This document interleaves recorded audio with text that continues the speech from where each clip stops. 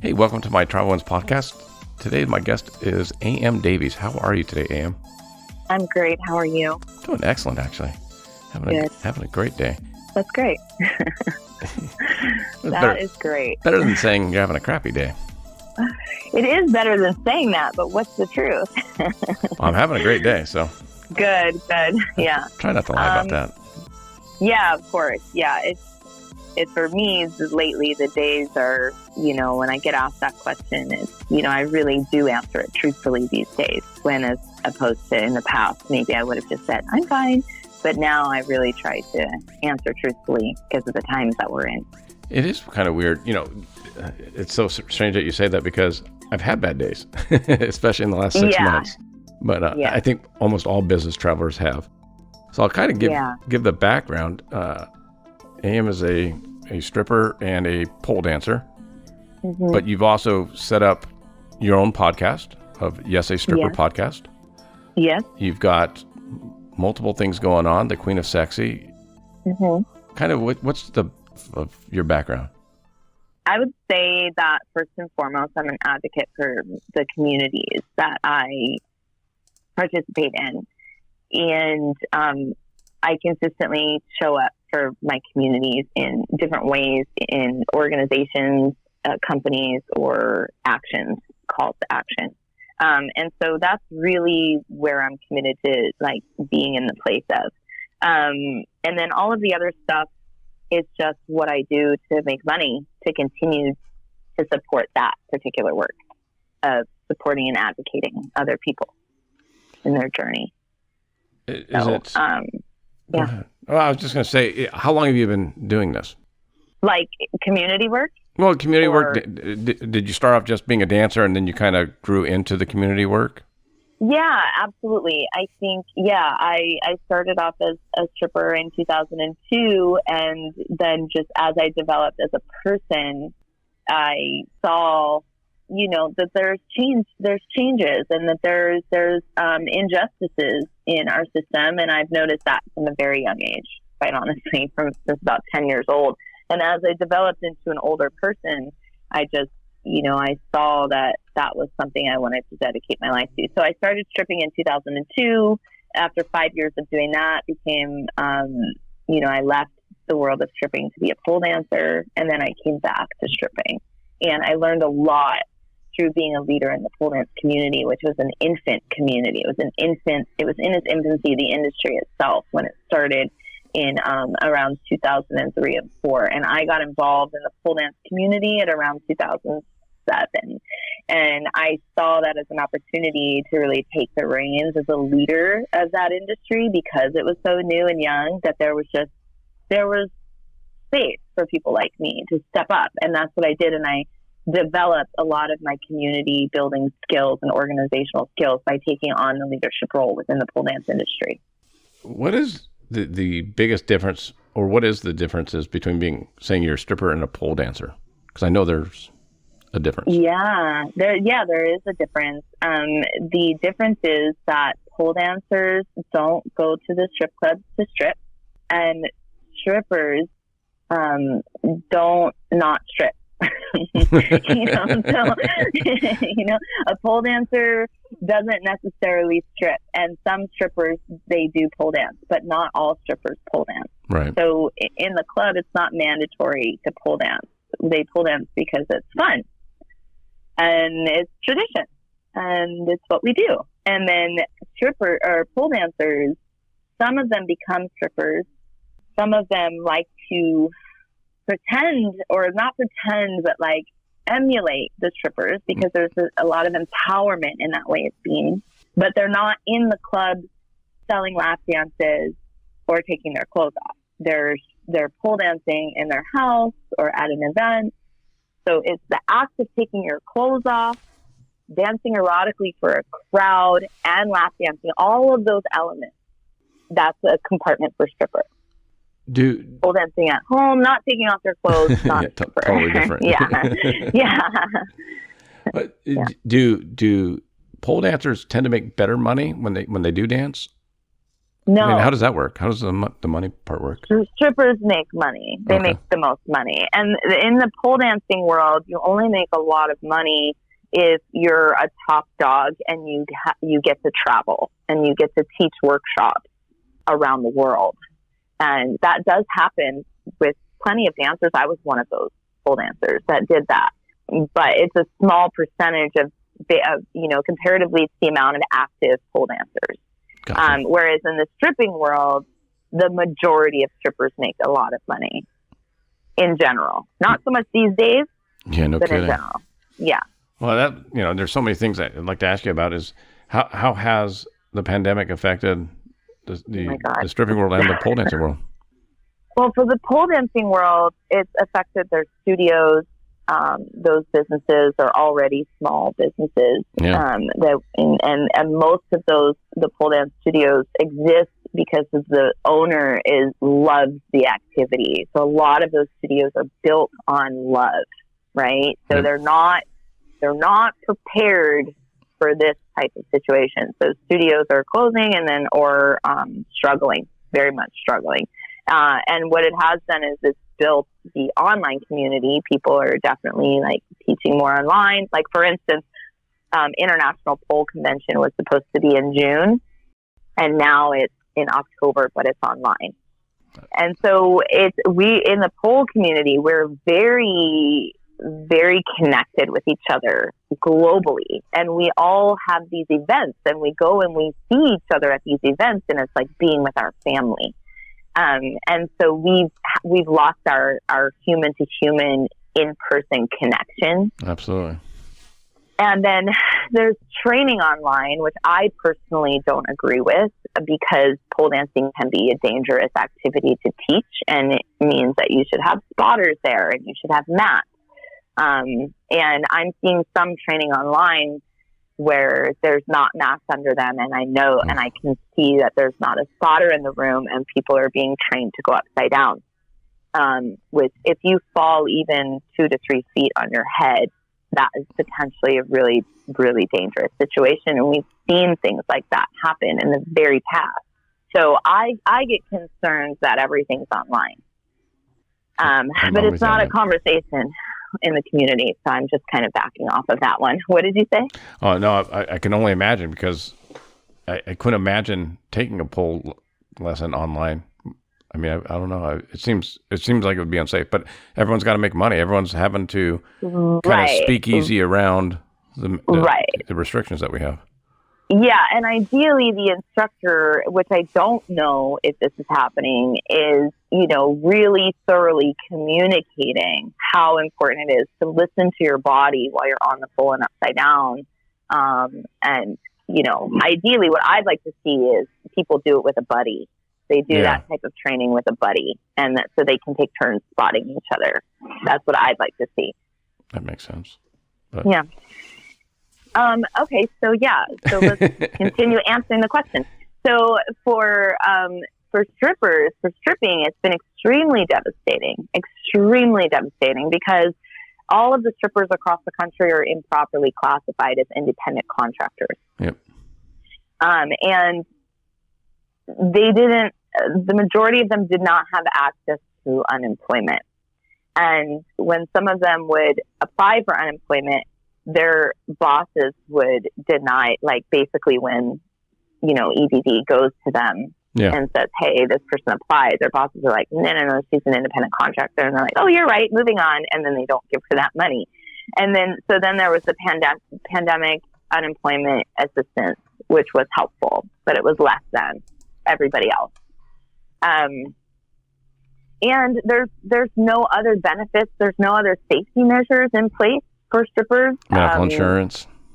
There's no medical. There's no sick leave. There's no disability, workers' comp. None of that exists. And these people use their bodies consistently. And the point I'm making about that is they're opening the clubs, and we have COVID in our communities. Yeah. And we have a report of a dancer in one of our states going to a club to work and died of COVID. So that is real. And because strippers have to be in contact, that's our job, is to flirt and lap dance and to be near the customers. And there's no medical, there's no benefits. It really puts them in an extremely unsafe position. And the club owners are not willing to take the precautions. And in some of the clubs, what they're doing is they're opening strip clubs in the parking lot. Yeah. Well, in Vegas, they had the drive-through strip club, I heard, when it first happened. Yeah, and I think a drive-through strip club. Yeah, and it's that's cute and funny to the audience, to the people who are like, haha, sexy girls at a drive-through. But think about the person that's working in that drive-through. Is she being taken care of? Nobody thinks about that. They just think, oh, what a cute, funny novelty thing. They're not thinking about the women that are in those boxes, in those drive-thrus. Are they getting paid adequately? Are they having wage theft, experiencing wage theft? And do they have benefits? And the answer is no. No, of course they not. don't. And they are experiencing wage theft. Yes to that. And that's fine. I don't expect everybody who doesn't know anything about the community and the industry to like do that. But when I'm bringing it up because when we hear these things about other industries that we don't know anything about, we're just like, haha. Like Uber Eats, when that came out, everyone thought that was the coolest thing ever. Oh, you're sending strippers to deliver food. Well, yes, but those strippers aren't getting paid properly for their money.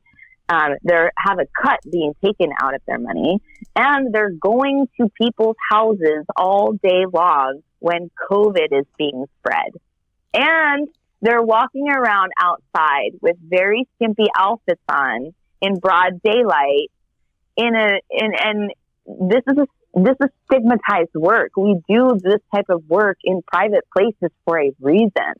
Because it's dangerous for us to be dressed like and be outside like that. It's because we get killed. Like women get killed and raped and followed for being dressed like that. Because our society hasn't learned yet that it's not what the woman is wearing, it's what you do as the action. And so there's all these factors, like when people try to be innovative with strippers, it's like, wait a second, do they have the worker rights that they deserve? And this isn't a funny matter for us. This is our life. Well, traditionally, I'm trying to think back, you're probably not getting treated well, and I don't see a community as a whole kind of bend backwards to make sure that it is. So it needs people like you to advocate for it. Mm-hmm. Yeah.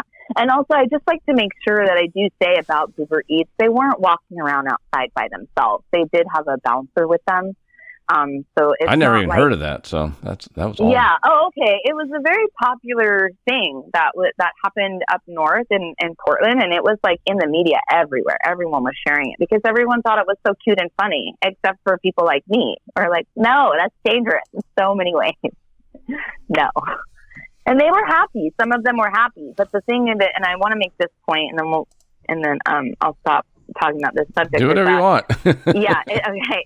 It's a privileged place to be for the dancers to be in the drive-through and for the dancers to deliver the food. That's a privileged place to be because not all sex workers are out, and that's why we have these houses where we're safe and we can be anonymous and we can, conceal our identity.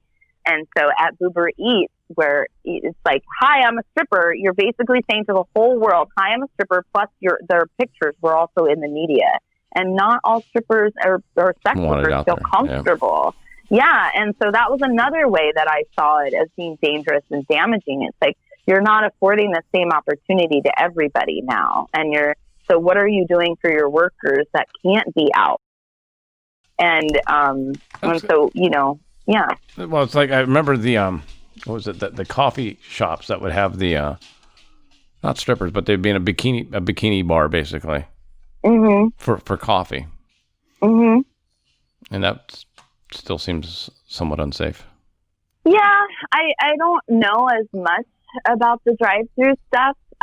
What I am concerned about is like and I hope that they have the safety measures in place, that there is somebody monitoring these dancers in these drive-thrus the whole time, and that they actually take the dancers' safety really seriously. Yeah. Because what we're finding through the work that we're doing at Soldiers of Pole, what we're finding is the dancers don't often feel safe in their place of work because their grievances are often ignored or diminished by the people in power in each of these establishments. And so what I hope is that duplication of what's happening in the strip clubs isn't also then being placed on these drive-thrus. And so what I see is like, man, stop trying to figure out how to capitalize off of these women's bodies. First of all, find out, maybe try to figure out how you can support your workforce, because they are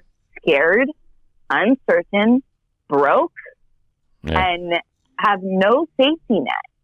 And you just keep trying to like, oh, well, we'll just do this with them. We'll just do this with them. These are people and lives that you're just flippantly, oh, well, we'll just create this thing. And so that's what I see. Is it different, do you think, when you travel? And because you could have like a home club that you may not work at, but then you also have to travel. Do you make more money traveling, or I mean, are the guys sketchier with you? No, I don't think. It really depends. So the way the strip club industry works as far as travel is like there's seasons in different parts of the country, and so like during I almost forget the name of this convention. It's like a computer convention in Vegas in the winter. Comdex. And that's the one. Yeah. And during that, strippers go there because it's a great time to make a lot of money in Vegas during that convention. Yeah. And then the Kentucky Derby. When the Kentucky Derby is on, people go there. Wherever the Super Bowl is, the dancers go there. And that was a whole big mess in February. That was horrendous how those dancers were treated there. Horrendous. It's fun traveling as a stripper because you're the new girl, and being the new girl means you often do really well because the regulars haven't seen them. Right, they want to try you on. Yeah, they want to see what your lap dances are like, and they want something new and exciting for a minute. So traveling can be, and you also have to like budget properly. So there's a whole business plan that goes into traveling. It's like, I need to make sure my profit margins are what I need them to be. How much is my flight? How much is my hotel and my food? And what are my goals that I'm setting to make? So there's a lot of business planning. How many of the girls do you think actually think that way when they're on the road? I don't know. The majority that are on the road think that way. Otherwise, it would make no sense to be on the road. Yeah, there's actually a lot of strategy and planning that goes into our lifestyle, because we're constantly hustling. We don't know, we're not getting paychecks. So we have to constantly look at our books and like look at how much, like where we're making money. And if we're not making money at this club, like if it's been slow for 2 weeks, I got to figure something out. I got to go somewhere else. Yeah. Same. Yeah. And after you make a round, let's say, whether it's a Southwest round or you go up Northwest for touring, when you're out traveling, are there certain clubs where you go, I'm never coming back here? Or conversely, hey, I can't wait to come back, or maybe I should stay here an extra weekend? Oh, definitely. Yeah. Every place is different, and it runs by its own set of rules, and the money is different in different places. Yeah, definitely. I would say West Palm Beach. I helped open the Spearmint Rhino Club in West Palm Beach, Florida. And I loved that club. I loved the area. I loved the money.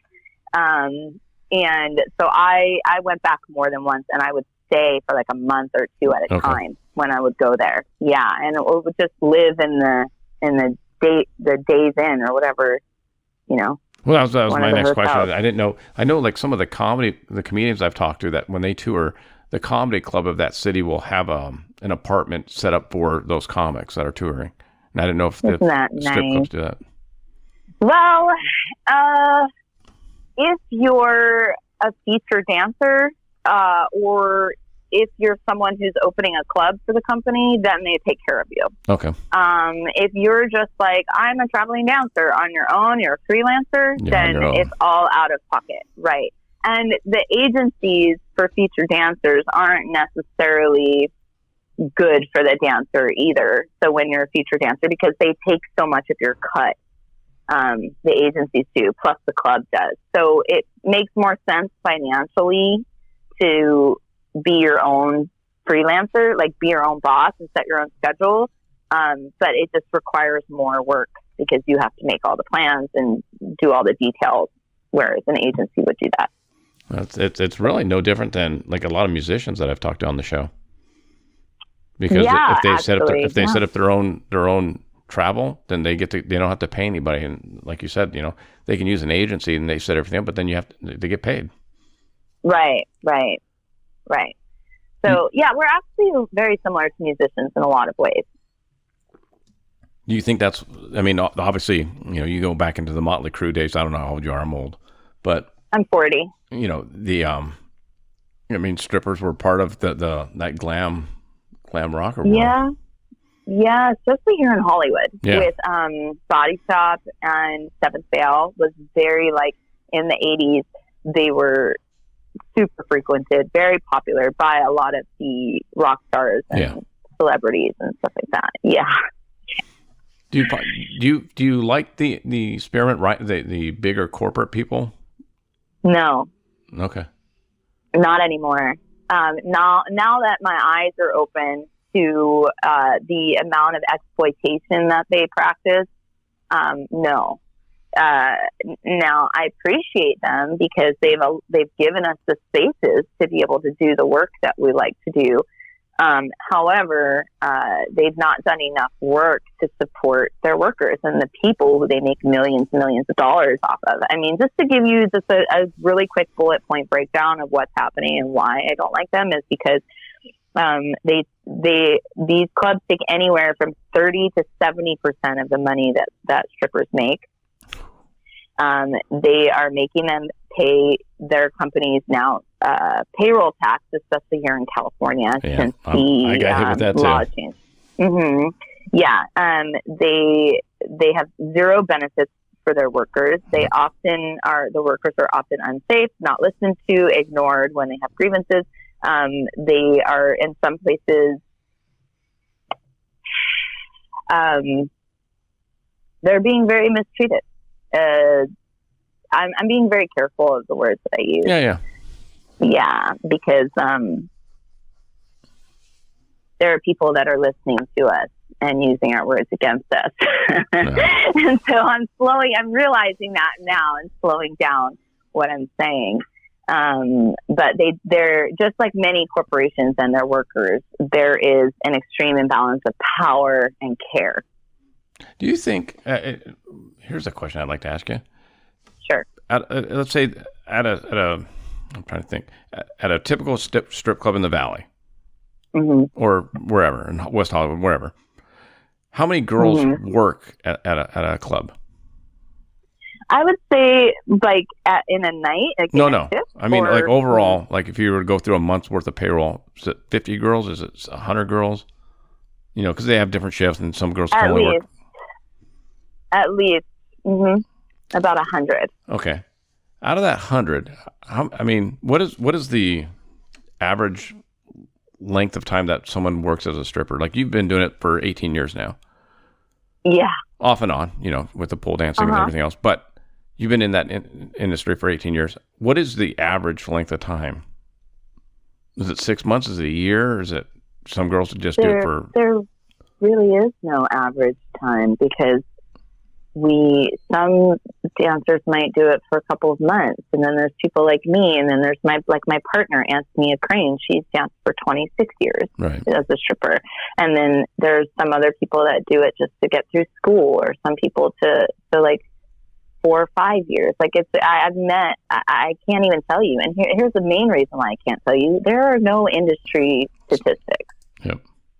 Yeah, they're not surveying us. They don't care enough to know what our averages is or what our careers look like. Nobody cares to do that work.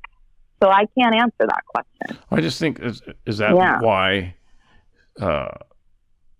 maybe that's why the mistreatment happens. My wife was a cocktail waitress in New York, in Vegas for 18 years. But she was part of the culinary union. So once they were unionized, all the cocktail waitresses, it's a different world. It's, the benefits, it's insurance, it's, you can't just get fired. You can't, Yeah, exactly. I think the mistreatment here's the mistreatment. One, it's an entirely femme workforce.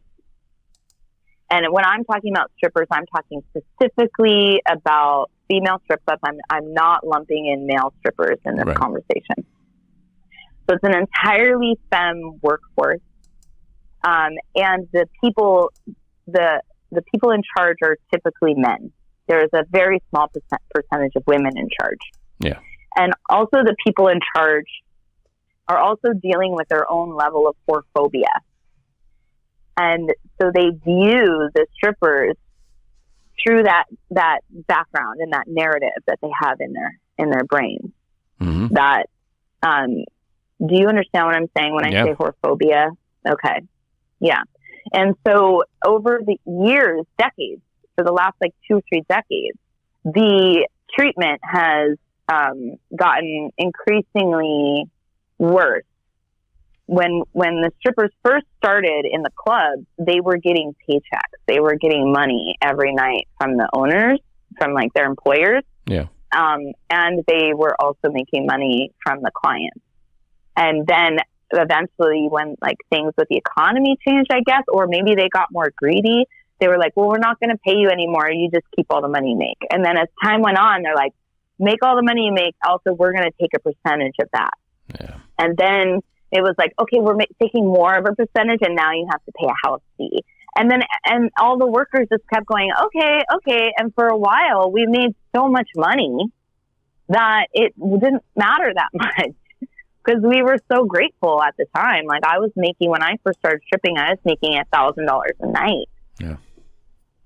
Easy though, too. If I didn't make $1,000, I was pissed off about it. So when I was walking with $1,000 a night, it didn't bother me as much that they took what they took. But something that I'm starting to notice now is that the dance prices, where the client gives the dancer money, never changes. It has not changed in 20 years, maybe even longer. But the price, the dollar has changed. Everything inflation. Inflation is happening. So what I'm starting to notice is, how when you go to the grocery store and you look at 2 bottles of olive oil and you're like, well, this one costs less and it's in a bigger bottle, but this one, and you're just really trying to figure out, and then you look at the per ounce cost. Yeah. And that's for me what helps me make the decision about value and how much this olive oil is worth is based on the ounce cost. So I'm starting to look at how much money we're actually losing now because of the rate of inflation. Rent goes up, bills goes up, everything goes up. And they're continuing to have me get paid the same amount, which means the dollars that I'm getting, the value of that dollar is now lower. And it continues to decrease in value as more time goes on.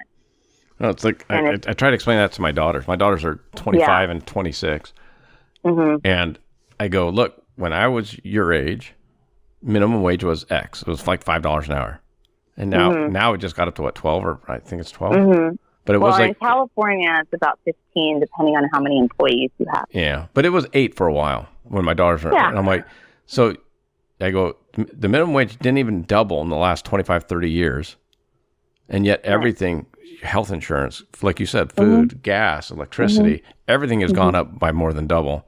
But yet you're not doubling up your income. So that means you're getting less spending money than I did when we were the same age making the same money.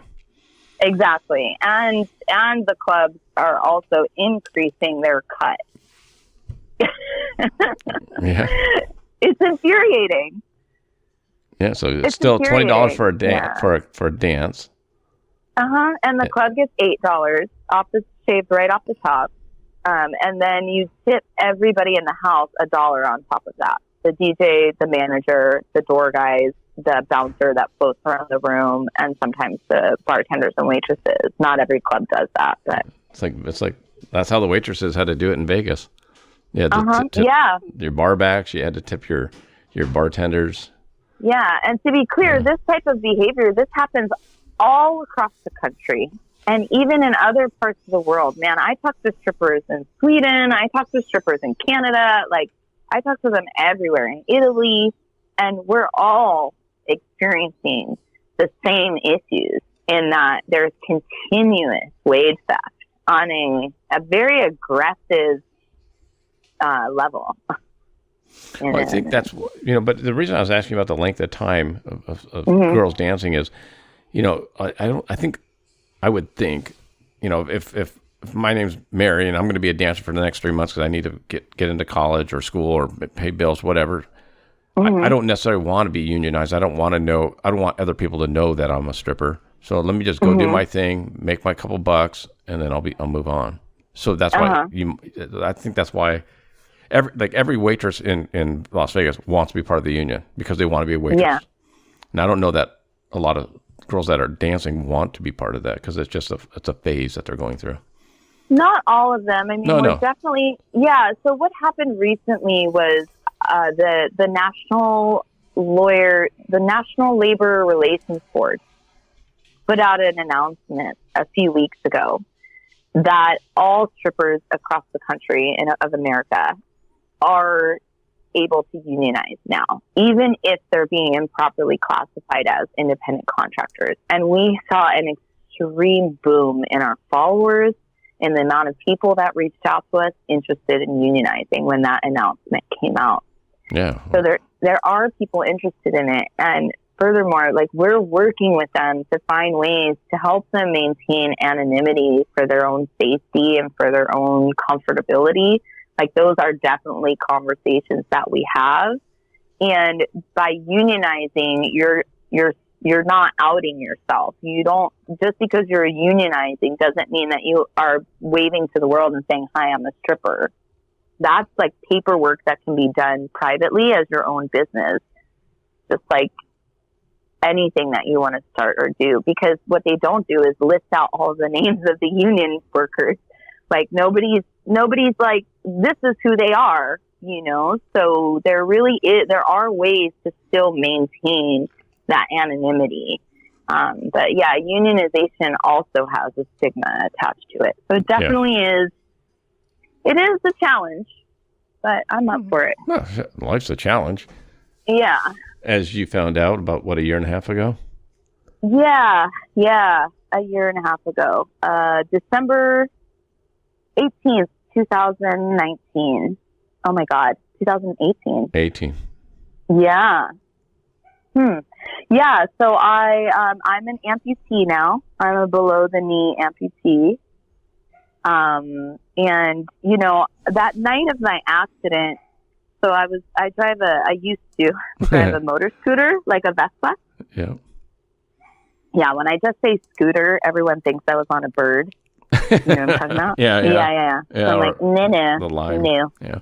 Yeah. I had like a helmet on, a leather jacket. I was very cool. I made my helmet so it had 2 hot pink braids coming out of it, like pigtails. I was very cool. And I was on my way to a seminar that night to be introduced to a program because my goal, my intention was that I wanted my life to be transformed. I was ready for transition. I was ready to really step into my leadership role and take my way of being to the next level. And on my way there, a car turned left in front of me at a green light. So I was going straight. She was waiting to turn left. She didn't see me. She turned left. And my immediate reaction was to turn right. Yeah, to get away from her. To get away from her. I thought in my head I could go around her maybe. And so in my turning right, I exposed the left side of my body and her bumper smashed into the back of the scooter where my foot was resting. And she immediately, on impact, it crushed and amputated all 5 of my toes and the ball of my foot. And really crazy. And I didn't feel it until I knew I was safe, because it was in the middle of an intersection. So when I fell off the bike, I tumbled a bit, and I was disoriented and didn't know where I was in relation to other cars potentially maybe driving over me. I was like very concerned that another car was coming. And so as soon as I landed on my back, and I did like this full body scan very quickly, and I was like, my spine is working great. And I rolled over onto my stomach and started to like army crawl out of the street. And I was going, help me, help me. I knew there were people around, and I knew I couldn't walk. And I was so afraid that a car was going to run over me. And as soon as people came over to me and put their hands on me, I immediately was like, okay, I'm fine. I'm okay. I'm alive. And that's what I just lived in that. I just lived in that presence of, I have my life. Yeah. So there's nothing wrong here. I'm alive. Because it very easily could have gone another way. Well, yeah, I mean, you start thinking if you would have turned left, out of instinct instead of turning right, it's just so weird. Who knows? Because I travel all the time for my job. I mean, I'm on the road. Yeah. I did over 1,000 miles last week. Yeah, wow. And you start thinking, and I've seen several nasty accidents where people have died. Yeah. They're covered up in bags. And totally. I saw a guy on fire. I was on the way to Vegas. Guy was lit on fire in his car. Yeah, but that's awful. So you start thinking, God, it could have been worse. Oh, 100%, 100. And immediately I was like, well, I guess I'm not going to work tomorrow night. And I was just like, I knew that that accident was the defining moment in the moment. And I just let myself go through it like one thing at a time. And I really, I'm so grateful for that moment, because in that moment I had to think so clearly and quickly about how to be while I was dealing with that. And I really wanted to remain calm and to take it as it was. And in that moment on the ground, as soon as people put their hands on me, I was like, okay, here we go. One thing at a time. And we're not going to get caught up in the future. And we're not going to get caught up in all of the other things. We're just going to do this one thing at a time, and everything's going to be fine. And that's how I've been able to get through it. And so many of people around me are like, it took a while for people to get that I was okay. People really wanted me to be more upset than I was, and they were more upset than I was. I've been grateful for the entire experience. And then, so what happened was, so first it was just half my foot that was taken, and they really tried to save the rest of my foot, and they did a beautiful job. My doctors, I have 2 doctors, and that structure just didn't work anymore. In May of this year, I started to have a breakdown, and it was a longer than usual breakdown, because usually I'd have a breakdown and then a breakthrough. And so the breakdowns never worried me, but this one worried me. And I was on the phone with my doctors and doing all the things, and they're like, oh, you need another surgery. Like, let's do a muscle graft. And when they explained to me what a muscle graft was and that it might not work, I was like, no, like, let's look at all of the scenarios. And I basically spent 2 weeks deciding whether or not to have these people cut my bones off of my body. Okay. And that was really intense. Yeah. Unbelievable. Really intense. Like, I went on forums. I was on Reddit. I made a pros and cons list for each one. I made notes to myself of what I needed to do next in order to make sure that I came to the decision, because this isn't like getting a tattoo. No, this is... Which is also a really serious decision.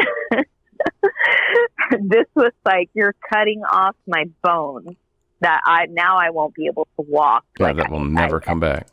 Right. So that May was a very intense month. And then, I was in the hospital during the protests and the riots that were happening here in our city. And I smell the smoke from the cars seeping in through the ventilation in my hospital room. It was really intense. That's kind of a crazy time to get stuff done. But really intense time. Looking at the streets on fire all over the country on TV, it was just like, wow, woof. Crazy. What do you think? I mean, you've been through the amputation. I mean, so even if you go back, I mean, as soon as it happened, you were no longer able to dance the way you did before, even with just having the toes and the ball gone. Right. It changed. Yeah. Mm-hmm. So I don't know. It's like, I think of that, what you went through, and I go, well, God, I'm struggling because of, the pandemic shut down a lot of my stores for 3 months. So that means everything got pushed back. We literally canceled our holiday deliveries. Well, holiday's my biggest season, and it's gone. But then I go, well, shit, at least I got all my toes. You know what I mean? It's like, I don't know. Yeah. Do you think what you've gone through has helped you get through the pandemic a little bit better and share it? Perhaps, yeah, because I lost half of my foot in 2018. So I spent all of 2019. I didn't have a job. I didn't have money also. You have to understand that, again, as a stripper, I had and this was before, so on December 18th, 2018 was my accident. On January 1st, 2019, my employer officially started paying the dancers as employees, and then they have access to benefits like unemployment. So if I had just waited to get hit by that car 3 weeks later, I would have been all right. And so, but before that, I didn't have unemployment, disability. Nothing. I even applied for disability, and I learned very much the hard way that if you're an independent contractor and a freelancer, if you're not directly paying into those programs, they are not available to you, even if you're a taxpayer. Yep. Yeah. And so, I think so that 2019 was such a tremendous year for me in so many ways. I really did develop as a stronger human being and a more a better listener and a more patient person, which I didn't realize leading up to the accident that I was an impatient person. I thought I had all the patience, when you can't walk for months, that teaches you real patience. Everything becomes relative. Yeah, exactly. And even now, I have to wait a little longer to get my prosthetic because of the pandemic. And I still am again being taught a huge lesson in patience, because all of my friends during May, June, and July were able to dance online, and I very rarely could do that. So I, again, am missing out on money being made and opportunities. So, lots of waiting. Yeah. Waiting. Well, but I think it's because you've been involved being an activist for so long now. I mean, I think it's helped you in the sense that it's put your mindset not in, I only make my money from dancing, or I'm only involved with dancing, because you can do other things now with the Soldiers of Pole. And I know you closed down your the UPA, United Pole Artists. Yeah. I actually developed a lot of skills. Yeah. Besides just dancing. Yeah. Do you find that to be common amongst other dancers, or are you just a unique person? No, it's very common. Yeah. It's very common. Yeah, dancing is a job, it's a job, and we do other things besides that, just like everybody else. And within that job, the other types of skills that we develop are sales, how to manage interpersonal relationships, managing your own money, and really understanding and looking at finances. Not to say that we've all got that, we're not all great at it, but we do learn those skills. How to present yourself, there's so many things that go into it. We pick our own music, so we're constantly listening for new music and being creative and planning. We plan events, and there's so much skills that we learn as strippers. Even your business travels and your trips and. Yeah, Yeah, because a lot of strippers travel. Yeah. A lot of them do. Yeah. And if they're not traveling across state lines, they're doing a lot of traveling and bouncing around in their own communities. There's a lot of movement. What are the negatives of the travel as a dancer? I would say, if anyone finds out that you're traveling in alone, you could be targeted because people know you have a lot of money, like a lot of cash on you. Yeah. I would say the negative, I guess that the clubs just take too much of your money, therefore your overhead and your expenses can be high because travel is what it is. But, you can't negotiate with the airlines and the hotel room. You can get deals. I was going to say, do you find that dancers, like a lot of the business travelers I talked to on the show, they only use some will say, I only fly with Southwest so I can build up the miles, or I only stay at Marriott so I can build up my rewards miles, or Hertz rental car, or whatever. Do you find, do dancers do the same thing, or? Yeah, mostly like on credit cards though, like with travel miles. Yeah, we mostly, so like, I don't know that many that just stick to one airline. I have met some people that do that, but majoritively it's just so long as, we build up the credit and get the miles and stuff. Yeah, that's definitely a thought. I think it's got to be. I mean, if you're definitely traveling. Yeah, it's definitely a consideration. Also, a consideration was getting racking up those free drink tickets from Southwest. That's something that we planned. Who doesn't, right? Oh my gosh, that's too funny. Yeah. Because I used to get a lot of them. I used to fly a lot, and I would just get these. I just get them. I'm like, I don't drink that much when I'm driving or when I'm flying because I like flying, and I always have to drive when I get back. So I'm like, not worth it. Sure. But my wife's like, I'll take them. Exactly. Yeah. So she got to use a lot of my drink tickets. Good. That's very nice of you. Very generous. Yeah. Got to be. You got when you're married. I didn't have a choice. Yeah. Wait, have you been to many strip clubs? What's that? Have you been to any strip clubs? Oh, sure. Over the years, I mean, I've always I've been in sales my whole life, and so so when I go to a club, I mean it's literally been 8-9 years because I got divorced and went to a couple, and then I got remarried. I'm like, I'm good. But there's a dance club in Toronto, Canada called Whiskey Go Go. Okay. And the dance clubs up in Toronto or in Canada are different as far as they're just different. And the night I went, it was we had a general managers meeting we all gathered because our company was based up in Toronto. And so we go there with all the GMs, and I was 30 at the time. And so I was like, I'll go, whatever. Jenna Jameson was the featured dancer that night. Hey. And Miss Nude Canada was the second headliner that night. Lucky. Yeah, I was just like, all right. And so we it was packed. I mean, it was beyond packed. And so a lot of extra girls were there because they knew a lot of guys would be there to see Jenna and all that. So obviously on busy nights, you want to go and work.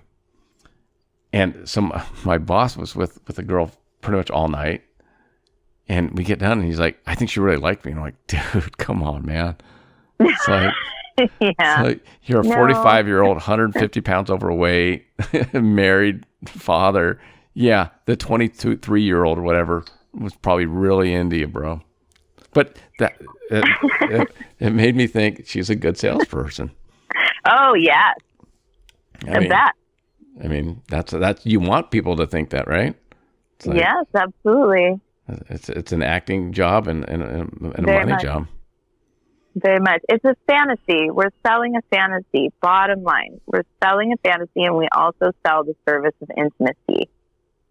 That's all it is. I always tell people, like I've had girls say, "Well, why do guys go to strip clubs?" I go, because when they go there, this is just my opinion, which means nothing, but when a guy goes there, he's not getting nagged at by his wife. He's not being reminded that he didn't get shit done that day. And that girl represents his fantasies because he doesn't know the unfantasy part of it. You know, I had a friend that worked. He was the manager of the I want to say the Spearmint in near Huntington Beach. Is there one? The one in City of Industry? No, there's a club off the 22 freeway. Oh, it might be California Girls, which is owned by Spearmint Rhino. I don't know. This is going back 20. Oh shoot, this is 20 plus years ago. Anyways. Oh, that's a long. Yeah, so much has changed. I don't know. Yeah. So he was the manager of the club because his girlfriend worked with us, and she was an ex-dancer / ex-waitress and all that. But she worked, so she got out, and he was still managing it. And he'd come over, and we'd hang out. He go, dude, it's kind of a cool job, huh? He goes, fuck that. He goes, you want it? I go, what do you mean? He goes, you're married with one woman that has PMS and everything else going on wrong with her life that you get to hear about when you go home. I have 30 to 50 of those. I'm like, oh, never thought about it like that. Yeah, well, it's not a job for a man. A woman is more capable in that position. Yeah. And furthermore, an ex-sex worker is more capable in that position because if you want to talk about interpersonal relationships between sex workers working together, then you put sex workers who understand each other. You don't put a man in that position, a man who has no idea.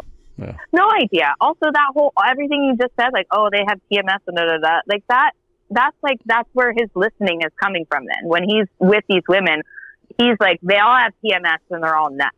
And that's the background noise running in his head. Yep. And that's where he operates from. Right? Obviously, because that's what he said to you. So that if he's saying it out loud, then it's obviously going on in his head constantly. Absolutely. And so how do you operate and help people from that place when you're operating from a place of they're nuts, they have PMS, like this is too much? You're not operating effectively. Why do you think that the clubs don't hire women as managers as much as they should? Because we're in the patriarchy.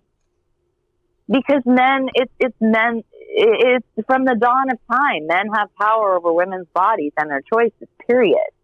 That is the system that we live in. That is the system I'm trying to tear down and recreate into a new one. And not to eliminate men from places of power, but to put women there and to teach the men. And then maybe when they're ready, they can come back into positions of power. But they're not there yet. No, I hear you. I mean, that's why I'm asking. Yeah. It's like, like my wife said when she had a beverage director who was a man, that, the girls could often go, oh, I don't feel good, or I have cramps, or and the guy would be like, all right, go home early or whatever.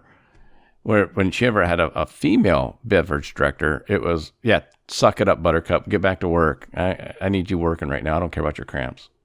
The women didn't get away with as much though with the women bosses.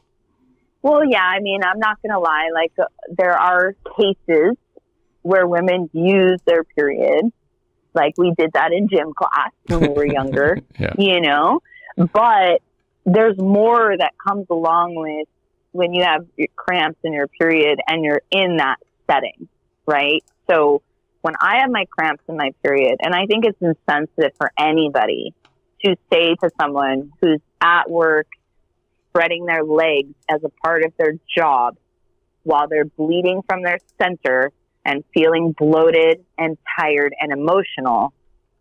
It's very insensitive for anybody to keep them in that situation. If they're expressing outwardly, I don't feel well because of this, I need to go. When you're using your body and your emotions and your sexuality and sensuality as a service to make money, how you're feeling is extremely important, because that's the experience you're going to give back to the people that you're being with. Absolutely. Yeah. And women in power aren't necessarily better. My vote is for female sex workers, to be in that position so that they can truly understand the worker. It's a very unique workforce. There's nothing else like it. Why do you think I'm just thinking out loud here. Mm-hmm. How much does a manager of a club make? Oh my God, they make so much money. They make so much money. Really? Yeah. They make, because they're getting paid salary, and then they get tips from every dancer at the end of the night. You know, but do they make as much as the dancers? Yes. Oh shit. Okay. Probably. I was going to say, because I know there's a lot of industries where, you know, for me, like as a sales rep, I make a lot of money, and I make more than my bosses and some of the buyers. Yeah. Mm-hmm. You know, the buyers I talk to are making good money, but not what I make. But yet they still control how much. You know, I mean, it's kind of a weird. Yeah, I mean, there are some DJs that make way more money than we do. Wow, like, let's talk about the DJ in Vegas. That guy makes probably millions. Yeah, because let's break this down. He gets a salary, plus he gets minimum tip of $20 from each dancer on shift that night. When I left Experiment Rhino in Vegas, there were 400 dancers on shift, on his shift. And 400 dancers were required to give him $20. Wow. You understand how much money that guy makes? Yeah. Yeah. So similarly, in like California here, right, there's not 400 dancers on the roster at a night. There's anywhere from 30 to 50, depending on what club you're at. Yeah. And all of those dancers are required, or were, they're not required now because as mandated by law, however, that's not being followed properly, etc. So I'm just being responsible with my words. But they do also a tip out to the DJ. So 40, 50 dancers giving you $10 to $20 a night, you're making close to like anywhere from $500 to $1,000 just from the dancers. That's not including your salary. Cut to the dancers are getting around 50% of their money taken out of their pocket. So right now, an average good night at a strip club for a dancer, and when I say right now, let's just pretend like COVID's not a thing. Yeah. Right? Because it is, like but about, yeah, because it is. It's about like $500 average a night that the dancer's making without salary, without benefits. Meanwhile, the DJ making about the same amount of money also gets his hourly and his benefits. One of the, I guess, when you tip out, do you have to, or are you when you get a dance, you get X amount, and the club, the house gets X amount. Mm-hmm. But do they still get part of the tip, or do you get to keep the entire tip? Mm-hmm. So what happens is you pay a house fee, then they take a cut of every dance, and then you have to tip everybody out. Wow. So you walk in the door spending money. Every dance you do, you're spending money. Yeah. And then at the end of the night, in order to leave the house, you have to spend more money. And if you don't do tip out, you get intimidated, you get bullied, or fired eventually. That's it's similar. My wife and I watched a documentary on the sex workers, the teenage sex workers that would like, they'll do X amount of movies, and that because they're no longer the young new thing anymore, they just get sent back. And you're like, well, they make X amount per movie, but then they have to pay their rent, they have to pay their car, they're paying their food, they're paying the management fees, they're paying for clothes. Several of them came back, so they made no money. They netted nothing. Yeah. So what's really interesting about that is if you look at the porn industry and you look at the stripping industry and the sex work industry, I mean, people just gobble up our content. Like they just gobble, right? But at the same time, there's this lack of respect for the work. And so they gobble up the content and then they dismiss any of the rights of the people who they're gobbling up, right?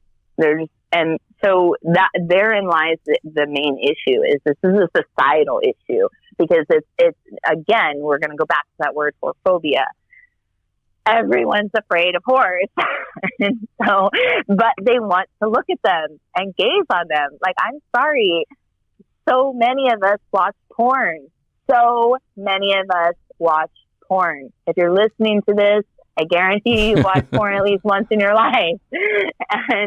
But at the same time, the jokes about porn stars and the way we treat our porn stars is deplorable.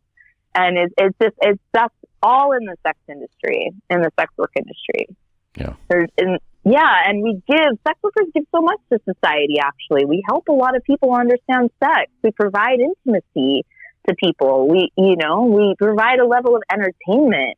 But there's all this exploitation. And the way that gets changed and reform happens is by the everyday civilian, which is what we call people who aren't sex workers, to really pay attention and to do the part. And the part looks like, when you hear someone disparaging a sex worker, maybe interject and say something positive instead of being like, yeah, right, those dumb whores.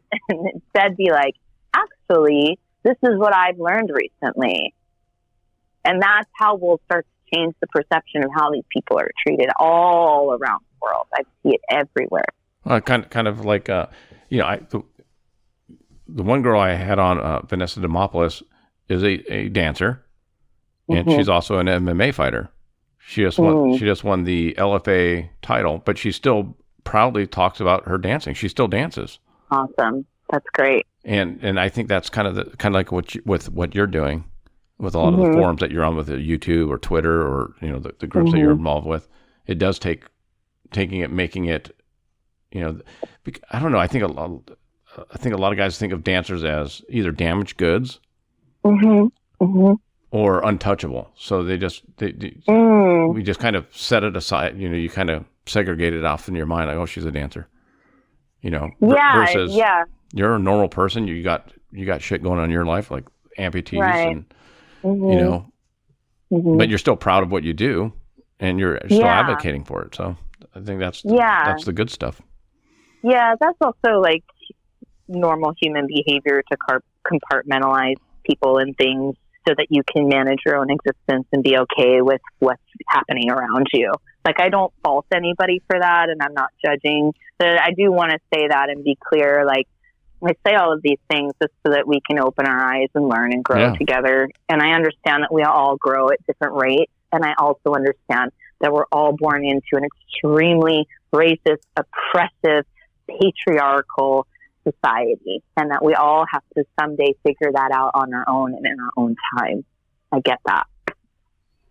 It is what it is. Yeah. But you're making changes. That's what's awesome about it. Thank you. Thank you. What's the best way for my listeners to kind of follow with what you got going on?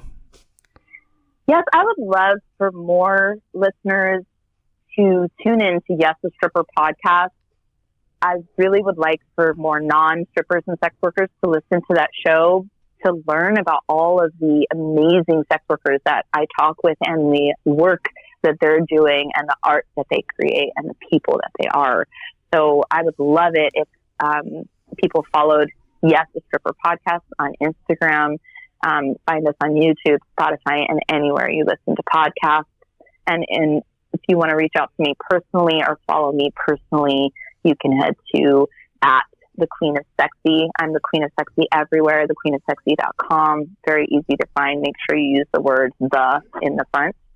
And we're always looking for supporters and advocates and allies for our union, our stripper union work under Soldiers of Pole. And we're on Instagram as Soldiers _of_pole_ and soldiersofpole.com. Yeah. Yeah. Awesome. Well, again, thank you so much for your time. Yeah. And thanks for having me. Definitely get the word out. Great. All we can do, right? Yeah. Thank you. It's been such a pleasure sharing all of this with you. Thank you. I appreciate it. And we'll have to stay in touch. Yes, absolutely. We can help each other's podcast grow. I would love that. Cool. All right, AM. Yeah. Appreciate it. Thank you. I'll talk to you soon. Okay. Thanks, AM. Bye. Bye-bye.